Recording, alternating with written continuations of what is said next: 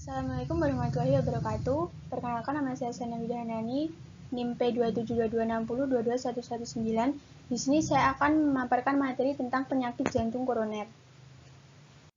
Pokok pembahasannya pertama yaitu pengertian penyakit jantung koroner, yang kedua gejala penyakit jantung koroner, yang ketiga faktor-faktor resiko, yang keempat upaya pencegahan penyakit jantung koroner. Apa sih penyakit jantung koroner? Menurut Organisasi Kesehatan Dunia (WHO), penyakit jantung koroner adalah ketidaksanggupan jantung akut atau kronis yang timbul karena kekurangan suplai darah pada miokardium sehubungan dengan proses penyakit pada sistem nadi koroner. PJK adalah penyempitan atau tersumbatnya pembuluh darah arteri jantung yang disebut pembuluh darah koroner. Gejala PJK. Yang pertama adalah rasa nyeri pada dada. Rasa nyeri terasa pada dada bagian tengah lalu menyebar ke leher, dagu, dan tangan. Rasa nyeri muncul karena jantung kekurangan darah dan suplai oksigen. Yang kedua, rasa tercekik. Kondisi ini timbul secara tidak terduga dan hanya timbul jika jantung dipaksa bekerja keras, misal fisik dipaksa bekerja keras atau mengalami tekanan emosional. Yang selanjutnya adalah rasa mual atau nyeri di ulu hati, rasa terbakar, dan keringat dingin.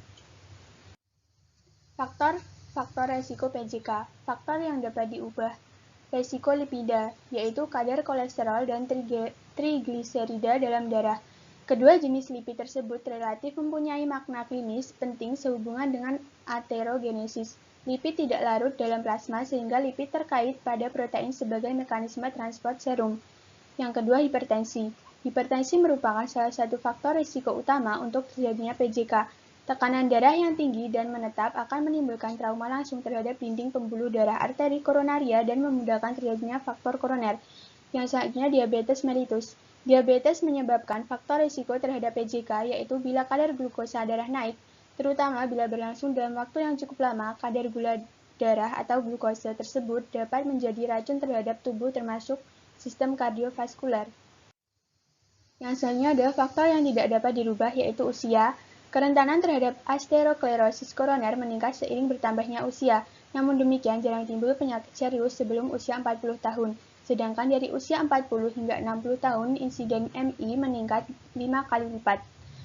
Yang kedua, jenis kelamin. Secara keseluruhan risiko aterosklerosis koroner lebih besar pada laki-laki daripada perempuan. Perempuan agaknya 17 relatif kebal terhadap penyakit ini sampai usia setelah menopause, dan kemudian menjadi sama rentannya seperti pada laki-laki. Yang selanjutnya adalah riwayat keluarga. Penyakit jantung koroner dalam keluarga, yaitu saudara laki-laki atau orang tua yang menderita penyakit sebelum usia 50 tahun, meningkatkan kemungkinan timbulnya aterosklerosis. Upaya pencegahan PJK. Yang pertama adalah pencegahan primordial. Upaya primordial penyakit jantung koroner dapat berupa kebijakan nasional nutrisi dalam sektor industri makanan, impor dan ekspor makanan, pencegahan hipertensi dan aktivitas fisik. Yang kedua, pencegahan primer. Pencegahan ini ditunjukkan kepada seorang sebelum menderita PJK. Pencegahan primer ditunjukkan kepada pencegahan terhadap berkembangnya proses aterosklerosis secara dini. Dengan demikian, sasarannya adalah kelompok usia muda. Pencegahan sekunder. Upaya pencegahan PJK yang sudah pernah terjadi untuk berulang atau menjadi lebih erat. Di sini diperlukan perubahan pola hidup terhadap faktor-faktor yang dapat dikendalikan dan kepatuhan berobat bagi orang yang sudah menderita PJK. Pencegahan tingkat kedua ini ditunjukkan untuk menurunkan mortalitas. Yang terakhir, pencegahan tersier. Pencegahan tersier merupakan upaya pencegahan terjadinya komplikasi yang lebih berat atau kematian. Sekian presentasi dari saya, kurang lebihnya mohon maaf. Wassalamualaikum warahmatullahi wabarakatuh.